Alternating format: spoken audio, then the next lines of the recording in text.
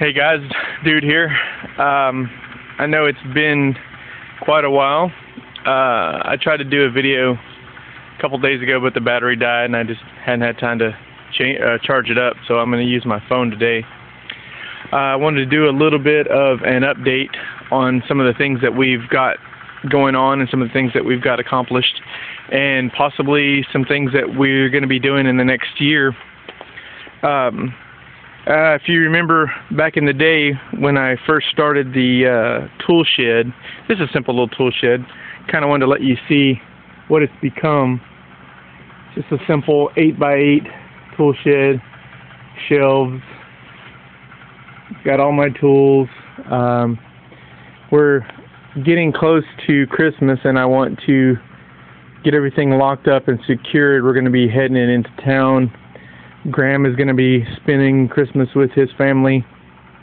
I'll be spending it with my family, and we'll be probably back here. I'm not sure whenever he's going to be ready to be back. I'm thinking somewhere around mid-January, maybe February. But here is what we've gotten done so far on the cob. I've got other video and stuff I need to get uploaded. I don't have a very good signal out here on my phone, so it's really hard to upload videos to YouTube out here. But as you can see, we've got a stem wall in place, and we've got about a foot of cob on top of the stem wall.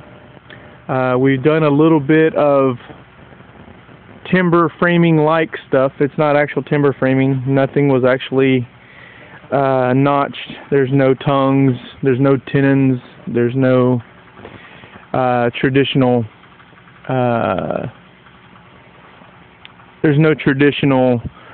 timber framing stuff going on here. Most of the stuff is bolted in place and pretty beefy. But anyways, you can see we've got concrete footers that go down into the ground. They sit inside of the clay pan, so they're nice and solid, about 3 feet down.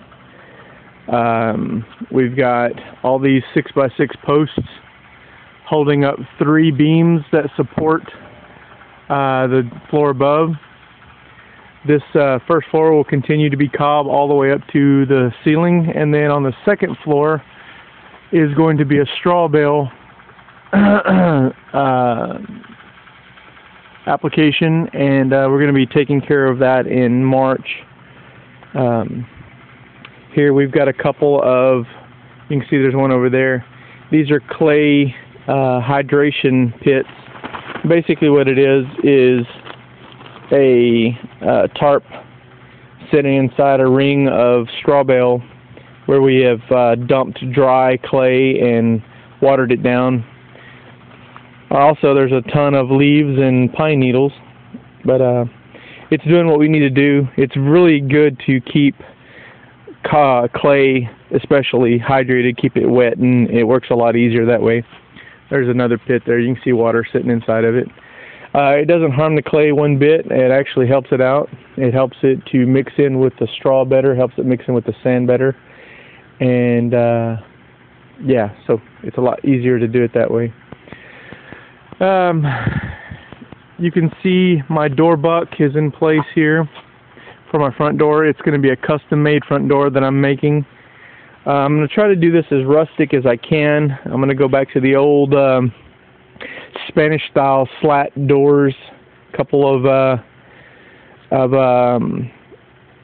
2x possibly bolted side by side until it creates a door. Then I'm thinking about maybe cutting an arch in the top of it. Not sure, but it's going to look really nice. I'm looking for a place right now where I can get some steel custom accents to maybe excuse me, use some nice bolting through there so it'll look really cool.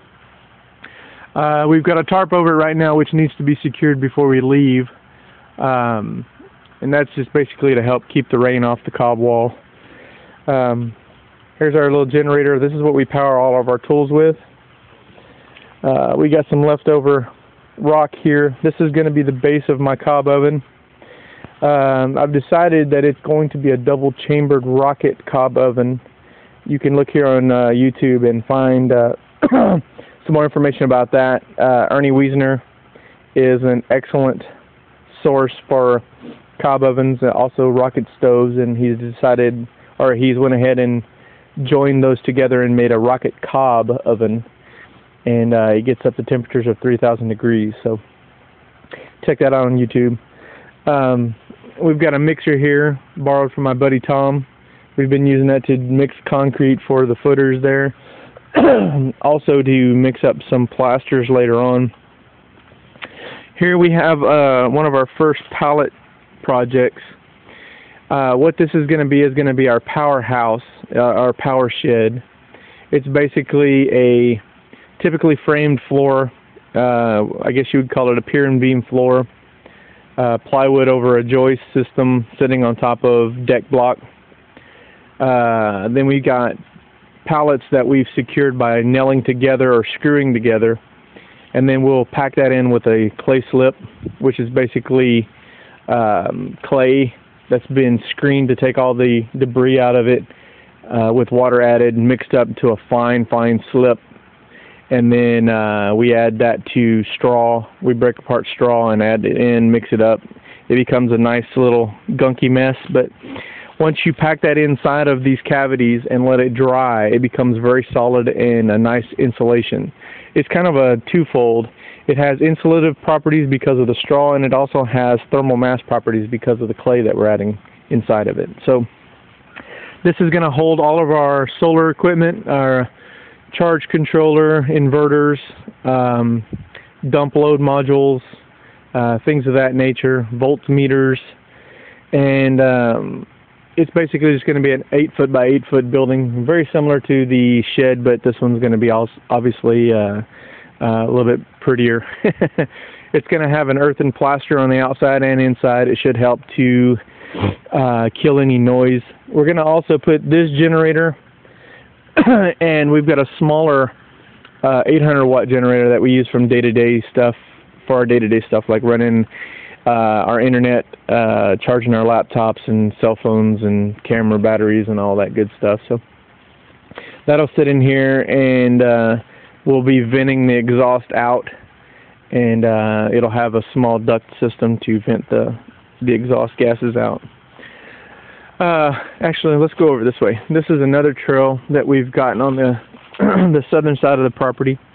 This is going to one of the largest pallet project that we're doing. This is the temporary house for me and the family until we can get the cob done. And basically what we've done here is we've come in with a typical pier and beam floor, joist with plywood on top. Nothing too fancy, just something that we can get done fast, and hopefully we were trying to get this done before winter hit, but we didn't we didn't make it that far. But we got the first, the floor in, and we've got the first row of pallets in place.